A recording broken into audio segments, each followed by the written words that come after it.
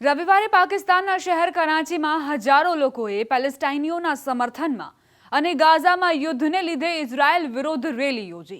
પાકિસ્તાનની મુખ્ય ધાર્મિક રાજકીય પાર્ટી જમાતે ઇસ્લામીના નેતાએ કહ્યું કે પાકિસ્તાન અને અન્ય મુસ્લિમ દેશોએ ગાઝાનું રક્ષણ કરવું જોઈએ। અમારી માંગ છે કે સમગ્ર વિશ્વ હમાસના શાંતિ પ્રસ્તાવને સ્વીકારે। નઈમુર રહેમાને કહ્યું કે પેલેસ્ટાઈન પેલેસ્ટાઈની લોકોનું છે અને તેમનું પોતાનું સત્તામંડળ સ્થાપિત થવું જોઈએ અને અન્ય કોઈ વ્યવસ્થા સ્વીકાર્ય નહીં હોય। પાકિસ્તાનના ઇઝરાયલ સાથે કોઈ રાજદ્વારી સંબંધો નથી અને તેણે ઇઝરાયલ હમાસ સંઘર્ષમાં સતત કાયમી युद्ध विरामની માંગ કરી છે। पूरी दुनिया से हमारा ये मुतालबा है कि हमास के प्रपोजल को कबूल किया जाए और फ़लस्तीन फ़लस्तीनियों का है, उन्हीं की अथॉरिटी बननी चाहिए। डिसाम करने की कोई बात काबिल कबूल नहीं है। पाकिस्तान समेत तमाम मुसलमान ममालिक हमास को रिकग्नाइज़ करें, उनके दफातर को खोलें। पूरे दुनिया के अवाम इस वक्त फ्रीडम फ्लोटिला में जो कैदी मौजूद हैं उनकी आज़ादी की बात कर रहे हैं और क़हत साली को ख़त्म करने की और इस हिसार को तोड़ने की बात कर रहे हैं। फ़लस्तीन की आज़ादी है और आखिरी बात यह है कि एक ही रियासत है और वो फ़लस्तीन है, कोई दूसरी रियासत मौजूद नहीं है। लिहाजा आज़ाद फ़लस्तीनी रियासत के क़याम की जिद्दोजहद का अज़्म यहाँ लोगों ने किया है। બીજી તરફ ગ્લોબલ સુમુદ ફ્લોટિલાના સમર્થકો પણ શનિવારે અને રવિવારે રોમ, ઇસ્તાંબુલ, એથેન્સ અને બ્યુનોસ એરિસ જેવા ઘણા મોટા શહેરોમાં રસ્તાઓ પર ઉતરી આવ્યા હતા। આ લોકોનો રોષ ત્યારે ફાટી નીકળ્યો જ્યારે ઇઝરાયેલી દળોએ આંતરરાષ્ટ્રીય ફ્લોટિલાને અટકાવ્યાના સમાચાર સામે આવ્યા। આપને જણાવી દઈએ કે ગ્લોબલ સુમુદ ફ્લોટિલા અત્યાર સુધીનું સૌથી મોટું દરિયાઈ માનવીય અભિયાન છે। તે 31 ઓગસ્ટ 2025ના રોજ સ્પેનથી રવાના થયું અને રસ્તામાં ઇટલી, ગ્રીસ અને ટ્યુનિશિયા જેવા બંદરો પર રોકાયું।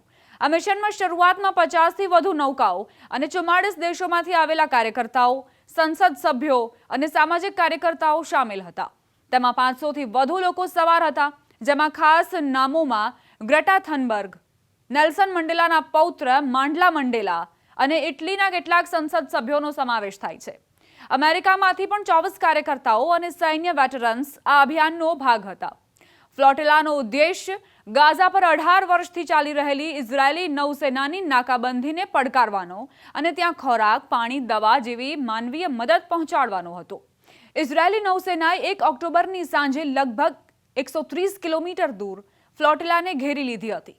પ્રત્યક્ષદર્શીઓના જણાવ્યા અનુસાર ઇઝરાયેલી જહાજોએ તેજ રોશની અને પાણીની તોપોનો ઉપયોગ કર્યો અને પછી જહાજો પર ચડીને તેમને કબજે કરી લીધા।